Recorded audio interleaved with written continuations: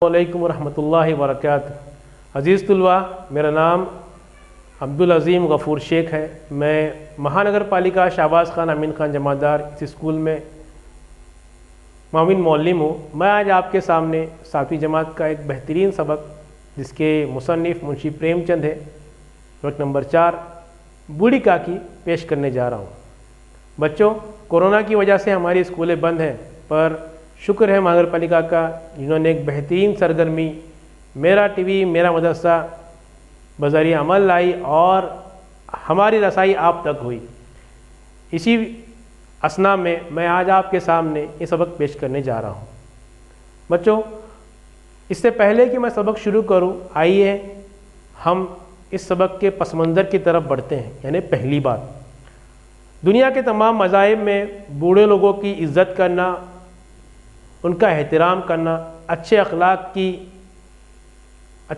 का इशारा करता है, की तरफ इशारा करता है, और ये अखलाकन हमें करना भी चाहिए।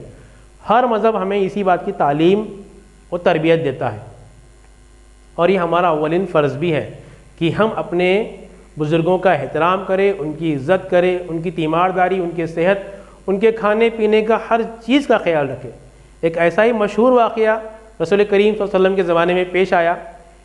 एक बूढ़ा शख्स रसूल करीम सल्लल्लाहु अलैहि वसल्लम के हुजूर में हाजिर हुआ और उनसे अर्ज़ करने लगा, या रसूल अल्लाह, मेरा लड़का मेरी कोई बात नहीं मानता, मेरी ज़रूरतें पूरी नहीं करता। अल्लाह के नबी सल्लल्लाहु अलैहि वसल्लम ने उसके लड़के को बुलवाया और इससे कहा कि तेरा बाप तेरी शिकायत करता है।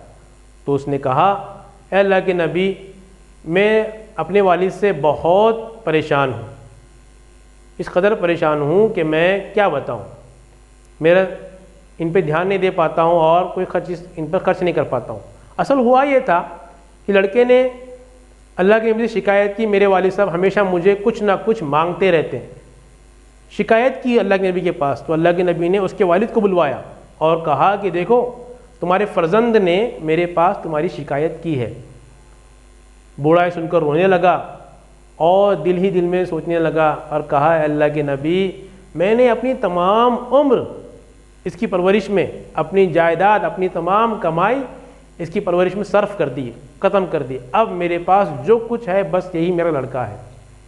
तो अल्लाह के नबी की आंखें आप दीदा हो गई। अल्लाह के नबी की आंखों से आंसू बहने लगे। हुज़ूर करीम सल्लल्लाहु अलैहि वसल्लम ने कहा कि उस लड़के से कहा कि तुम अपने वालिद की हर ज़रूरत को पूरा करो, तुम ही इनकी ज़रूरत को पूरा करने वाले हैं। उन्हें इस तरह का हुक्म दिया।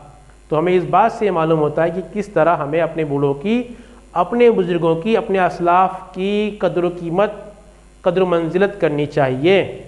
इसके बाद के सफ़े पर है, मुसन्निफ़ का तारुफ दिया गया है। इस सबक के मुसन्निफ़ मुंशी प्रेमचंद है। मुंशी प्रेमचंद को कौन नहीं जानता।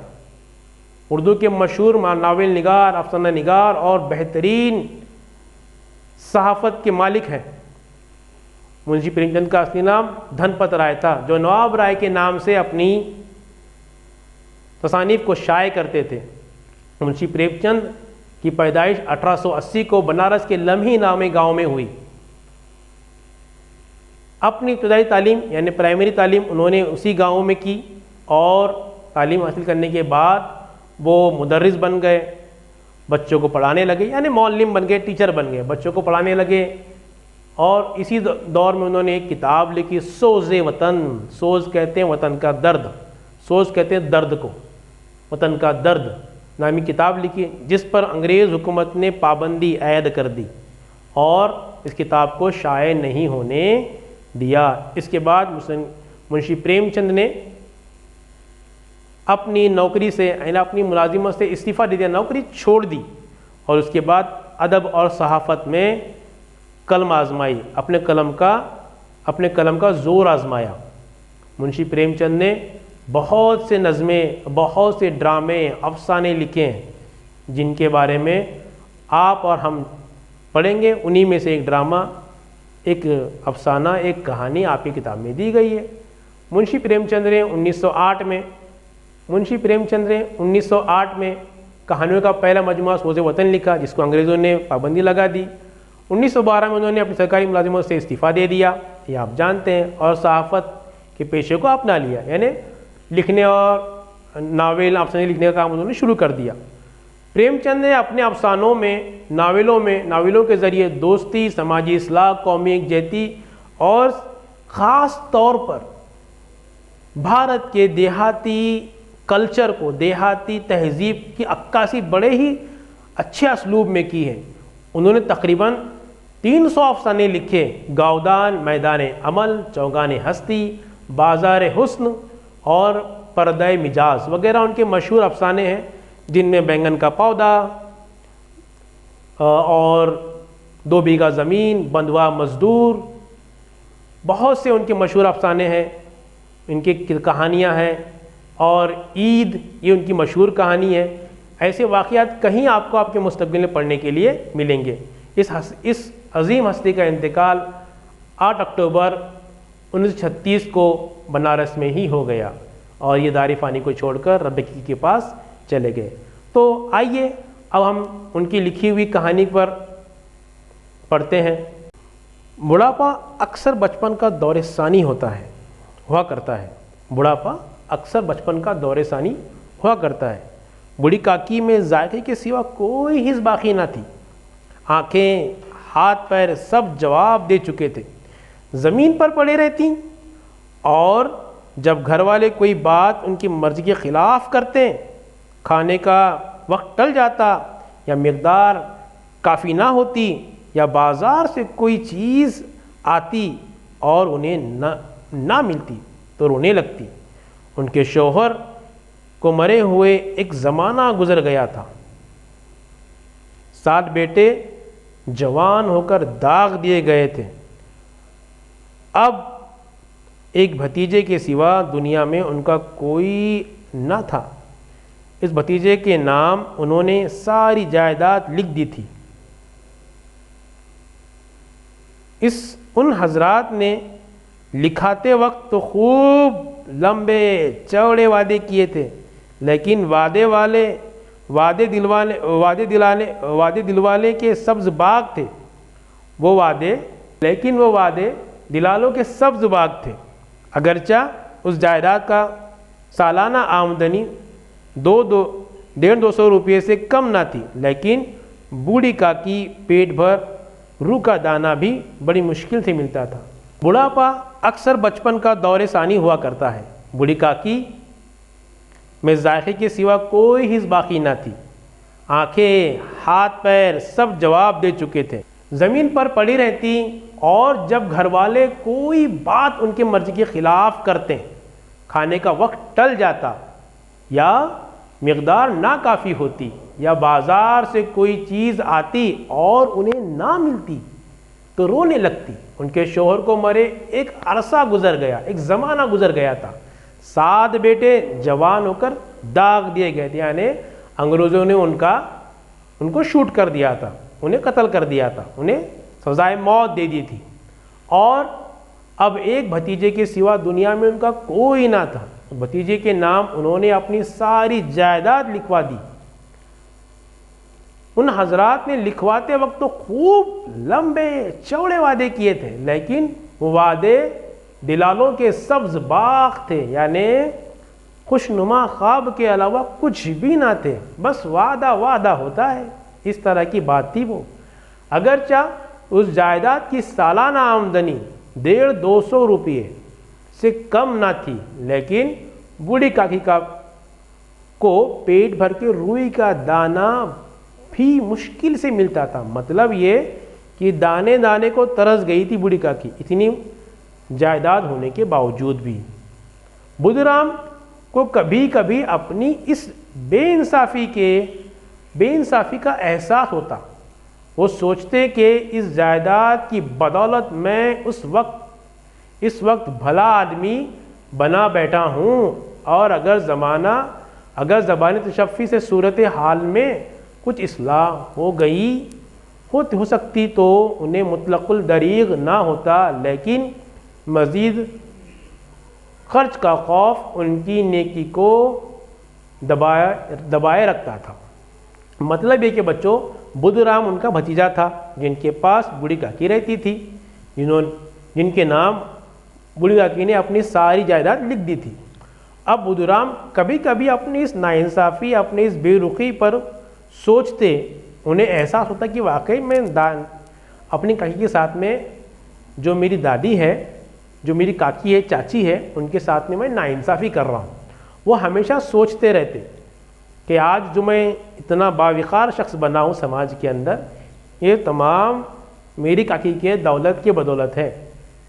ज़बानी तशफ़ी से सूरत हाल में कुछ इस्लाह हो सकती तो उन्हें मतलकुल दरीक होता, लेकिन मज़ीद खर्च का खौफ उनकी नेकी को दबाए रखता है। यानी बच्चों, पुराने ज़माने में एक बात थी कि लोग पाए पाए को बड़े एहतियात से खर्च करते थे, और बुजुर्ग को भी ये खदशा था अगर मैं बेतहाशा खर्च करूँगा तो हो सकता है कि मैं गरीब हो जाऊँ, मेरे हालात खस्ता हो जाए। इसीलिए वो ज़बानी तशफ़ी, बस ज़बानी तौर पर उनको इस तशफ़ी देते, इत्मीनान देते कि मैं आपका ख्याल रखूँगा, आपकी इस्लाह करूँगा, आपकी देखभाल करूँगा, तुम्हें अच्छा खिलाऊँगा पिलाऊँगा, तुम्हारी तीमारदारी करूँगा, तमाम वादे करते, मगर काकी पर ज़्यादा खर्च नहीं करते। ताकि खर्च इसलिए नहीं करते, वो सोचते थे कि मैं अगर खर्च करूँगा तो मेरा पूरा पैसा ज़ाय हो जाएगा। इसके बरअक्स अगर दरवाजे पर कोई भला मानस बैठा होता, बूढ़ी काकी का मामूल था अपना नगमे बेहंगाम शुरू कर देती। यानी वही अपना राम राम वाला राग वो हमेशा लोगों को सुनाती कि किस तरह मेरा भतीजा मेरा ख्याल रखता है, किस तरह मेरी बेइज्जती करता है, किस तरह मुझे तकलीफ़ देता है, किस तरह मेरी ज़रूरतें पूरी नहीं करता है। तमाम बातें वहाँ पेश करती, और वो पेश कर देती, शुरू कर देती। वो आग हो जाते थे, यानी वो गुस्से में आ जाते थे। कौन? उनका भतीजा। और घर में आकर उन्हें डांटते थे। लड़के के वालिद का ये रंग देखकर बूढ़ी काकी को और भी दिख होती, यानी उनका जो भतीजा था उसके इस रवैये को देखकर उन्हें और तकलीफ़ होती कि देखो मैं इतना इसके मुंह पर कह रही हूँ और मगर फिर भी ये बेशर्म बेहया मेरा कोई ख्याल नहीं रखता। सारे घर में अगर किसी को काकी से मोहब्बत थी तो वो बुधराम की छोटी लड़की लाडली थी। बस लाडली ही उनसे मोहब्बत करती थी। लाडली अपने दोनों भाइयों के खौफ से अपने हिस्से की मिठाई, चबनिया यानी चना चटपटा जो भी है, बूढ़ी काकी के पास बैठकर खाया करती थी। यानी अपने भाइयों के डर से जो भी खाने मिलता था उसको, मिठाई, चबीना यानी चुरमुरे वगैरह जो मिलते थे, वो दादी की काकी के पास जाती और खाकर वहाँ बैठती थी। रात का वक्त था। बुधराम के दरवाजे पर शहनाइयाँ बज रही थी, शहनाइयों की आवाज़ आ रही थी। आज बुधराम के बड़े लड़के सुखराम का तिलक आया था। ये उसी का जश्न था। तिलक मतलब शादी वगैरह या मंगनी वगैरह जो होती है उस तरह का प्रोग्राम था।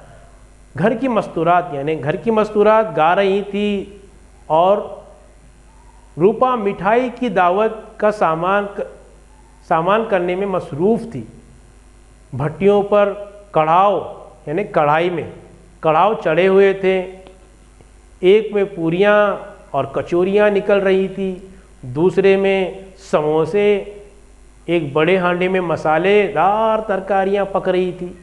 यानी एक कढ़ाई में कचौरियाँ पक रही थी, दूसरे कढ़ाव में समोसे तले जा रहे थे और एक बड़े से हांडे में मसालेदार तरकारी पक रही थी। घी और मसाले की इश्तिहाअंगेज़ खुशबू चारों तरफ फैल गई थी। इश्तिहाअंगेज़ मतलब लजीज, दिल फरेब खुशबू चारों तरफ फैल गई थी। माहौल में बस माहौल खुशबूदार हो गया था। बूढ़ी काकी अपनी अंधेरी कोठड़ी में बैठी हुई थी। एक कोठड़ी में बैठी हुई थी वो। ये लज्जत आमेज़ खुशबू उन्हें बेताब कर रही थी। उनकी चश्म ख्याल में पूरियों की तस्वीर नाचने लगी। यानी बूढ़ी काकी के तस्वुर के अंदर पूरियाँ जो है वो रक्स करने लगी, डांस करने लगी। बस पूरियाँ ही उनके नज़रों के सामने घूम रही थी। खूब लाल लाल, फूली फूली, नर्म हो गई होंगी पूरियाँ। एक पूरी मिलती तो ज़रा हाथ में लेकर देखती, क्यों ना चलकर कड़ाव के सामने ही बैठ जाऊं, वहीं पर जाकर बैठूं मैं। एक हकीकत काकी के ध्यान में तमाम बातें फैल रही थी। इसका मतलब ये कि बूढ़े शख्स जो होते हैं बच्चों, उनके ध्यान में अगर कोई खाने का ख्याल आता है तो वो इजहार कम करने के बजाय जाकर उसे खाना पसंद करते हैं। बच्चों से उनका दिमाग हो जाता है, बस उसी अंदाज में वो वहाँ जाकर बैठकर खाना चाहती थी। इस तरह का फैसला कर कर बूढ़ी काकी अकड़ूं बैठकर हाथों के बल खिसकती रेंगती हुई बमुश्किल तमाम चौखट से उतरकर धीरे धीरे रेंगती हुई कड़ाव यानी कढ़ाई के पास, उस चूल्हे के पास जा बैठी। रूपा उस वक्त एक शर्मिंदगी की हालत में थी, यानी घबराहट में थी। कभी इस कमरे में जाती, कभी उस कमरे में जाती, कभी कड़ाव के पास, कभी कोठे पर। बेचारी अकेली औरत चारों तरफ दौड़ते दौड़ते हैरान हो रही थी, झुंझलाती थी, खड़कती थी, पर गुस्सा बाहर निकले का मौका ना आ पाता। यानी कि वो इतनी मसरूफ़ थी, बस परेशान, कभी इस कमरे में, कभी उस कमरे में, कभी कड़ाव के पास, कभी खाने की देख के पास, कभी इधर कभी उधर जाती, परेशान थी, झुंझलाई हुई थी। गुस्सा बाहर निकाले तो किस पर निकाले, बस परेशान। इसी कश्मकश के आलम में उसने बूढ़ी काकी को कड़ाव के पास बैठे देख लिया तो जल गई। गुस्सा ना रुक सका, जैसे मेंढक कछुए पर झपटता है, उसी तरह वो बूढ़ी काकी पर झपटी और उन्हें दोनों हाथ से झंझोड़ कर बोली, इस तरह से झंझोड़ कर बोली, इसे पेट में आग लगी। पेट है कि आग का कुंड। कोठी में बैठे क्या दम घूंट रहा था। अभी मेहमानों ने नहीं खाया, देवताओं को भोग तक नहीं लगा, तब तक सब्र ना हो सका। आकर छाती पर सवार हो गई। भला चाहती हो तो जाकर कोठी में बैठ जाओ, जब घर के लोग लगेंगे तो तुम्हें भी मिलेगा। यानी तुम कोई देवी नहीं हो के चाहे किसी के मुंह में पानी तक ना जाए, लेकिन तो पहले तुम्हें या तुम्हारी पूजा करें। तुम कोई देवी नहीं हो के चाहे किसी को मुंह में पानी तक ना जाए, लेकिन पहले तुम्हारी पूजा करें। इसका मतलब यहाँ बहुत सारे मुहावरे आपके लिए पेश किए गए बच्चों। बहुत से नए नए अल्फाज आपको दिए गए। पहला है कश्मकश में, यानी इसी असना में, इसी हालत में, भाग दौड़ की हालत में वो परेशान, कौन? रूपा। और उसने देखा कि बूढ़ी काकी चूल्हे के पास, कढ़ाव के पास यानी कढ़ाई के पास बैठी हुई है, बस पूरियों को तहाड़ रही है, देख रही है। उसको जल गई, उसका सर का यानी उसका गुस्सा बढ़ गया। गुस्सा तो पहले दिल में था उसके, आग बगोला हो गई, वो गुस्से में आ गई। गुस्सा ना रुक सकी, गुस्से में आकर बोली। किस तरह बोली? जिस तरह मेंढक कछुए पर झपटता है। यानी तालाब में मेंढक और कछुआ दोनों साथ में रहते हैं, पर मेंढक क्या करता है? कछुए पर जैसी वो नज़र दिखाई दिया कि उस पर अटैक करता है, उसी तरह उस रूपा ने काकी पर हमला किया, अटैक किया और ज़ोर से चिल्लाकर बोली। किस तरह कि बस उसकी उम्र का ख्याल भी नहीं रखा और झिंझोड़ कर बोली उसे पकड़कर। इसे पेट में आग लगी। देखो, इसे पेट में आग लगी। यानी पेट में आग का मतलब क्या? कि बहुत भूखा होना, शिद्दत से भूख लगना। पेट है कि आग का कुंड। ऐसा कैसा पेट है, कितना भी खा रहे हैं तो बस भूख नहीं मिट रही है। कोठी में जाकर बैठो, जहाँ तुम रहती हो जाकर वहाँ बैठ जाओ। मेहमानों ने नहीं खाया, देवताओं का भोग तक नहीं लगा। अभी देवताओं का भोग लगना, इसका मतलब क्या बच्चों? देखो, गैर मुस्लिम भाइयों में एक जब कोई प्रोग्राम वगैरह वो लोग लेते हैं तो उनके पास एक रस्म होती है कि पहले देवताओं को, जिनकी उपस्थित करते हैं, पूजा करते हैं, उनको पहले भोग चढ़ाते हैं, उनकी पहले पूजा होती है। पूजा के जब करते हैं, सामने पूरे जितने पकवान पकाए जाते हैं लाकर रखे जाते हैं। फिर वो श्लोक पढ़े जाते हैं और उसके बाद तमाम मेहमान और घर के लोग खाना तनावुल करते हैं, खाते हैं। तो इसे यहाँ एक कहा गया कि देवताओं का भोग तक नहीं चल लगा, तब तक सब्र ना हो सका, आकर छाती पर सवार हो गई। छाती पर सवार होना मतलब बस हमको हमारा काम दो, पहले हमारा काम। आप लोग भी इस तरह की गड़बड़ करते हैं, अम्मी पहले डिब्बा हमारा दो, पहले हमारा काम करो। उसी को कहते हैं छाती पर सवार होना, यानी कि पहले हमारा काम, अव्वलीन हमारा काम, बाद में किसी और का। वो इस तरह से उन्हें डांटी, फटकारी और बुरा भला होकर कहकर वो चली गई। बूढ़ी काकी ने ना सर उठाया, ना रोई, ना बोली। वो बेचारी बूढ़ी थी, ना उसने सर को उठाया, चुपचाप सुनती रही उसकी बातें। ना वो रोई और उसकी आँख से आंसू भी नहीं निकले, और ना कुछ उसने ज़बान से कहा। चुपचाप रेंगती हुई वहाँ से अपने कमरे में चली गई। सदमा ऐसा सख्त था कि दिल व दिमाग की सारी कुव्वतें इस तरफ रुजू हो गई थी। वो रूपा की यानी अपनी भतीजी की तमाम बातें सुनकर, भतीजी की बीवी की तमाम बातें सुनकर बस उसके तो होश फाख्ता हो गए थे, तमाम उसके होश उड़ गए थे। सदमा इस कदर उसको लगा था कि उसके दिल व दिमाग की तमाम कुव्वतें बस इसी सोच में थी कि क्या करूं, अब किसे बोलूं। वो किसी को बोल नहीं सकती थी, कुछ कर नहीं सकती थी। बस सदमा ले अपने कमरे में खामोश चली गई। खाना तैयार हो गया, आंगन में पित्तल पड़ गए, यानी खाने के लिए लोग बैठ गए। वो लोग बिठा रहे हैं, जो इस तरह खाने के बर्तन थाल लाते हैं, थाल लाकर मेहमान को दिए जाने लगे। मेहमान खाना खाने लगे, मेहमान खाना तनावुल करने लगे। बूढ़ी काकी अपने कोठड़ी में जाकर पछता रही थी कि कहाँ से कहाँ गई, मैं कहाँ से कहाँ चली गई। उन्हें रूपा पर गुस्सा नहीं था, अपनी उजलत पर अफसोस था। सच तो ये है जब तक मेहमान खाना खा ना चुकेंगे, घर वाले कैसे खाना खाएंगे। सच तो यही है, जब तक मेहमान खाना नहीं खाएंगे, घर वाले किस तरह खाना खा सकेंगे। मुझसे इतनी देर भी ना रहा गया, अब जब तक कोई बुलाने ना आएगा ना जाऊंगी। काकी ने इस तरह अपने मन में ठान लिया। बच्चों, इसमें बहुत से नए अल्फाज हैं, अपनी बयाज में लिखो, इस पे सवालात तैयार करो और अपने मौल्लिम को व्हाट्सएप के ज़रिए सवालात भेजो। उनकी जवाब आप ख़ुद भी लिखो ताकि आपके नए नए अल्फाज का ज़ख़ीरा आपके पास हो जाए। शुक्रिया, जज़ाकल्लाहुल खैरा।